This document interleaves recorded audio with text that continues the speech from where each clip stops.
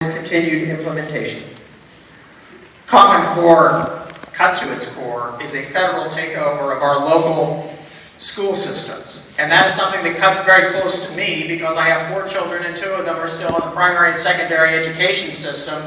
We have to have somebody who will work to oppose and repeal Common Core.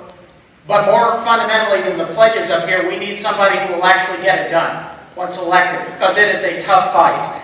You have an education bureaucracy and an Obama administration who are ideologically and self-interestedly invested in making sure that this remains in place. I will fight to make sure the Common Core is repealed. It was a terrible decision made, and there are a lot of recriminations, and I think we need to get to the bottom of how this happened, but more fundamentally, get somebody in there who will actually stand up and fight to repeal it, and that's what I will do.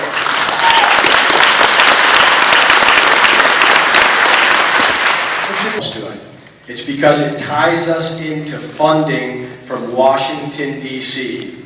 It has us purchase obedience from the federal government for what goes on in our school system. And for that reason, I'm opposed to it. George Will writes a great article in the Washington Post saying 50 years of increasing Washington, D.C. involvement in K-12 education has resulted in mediocrity.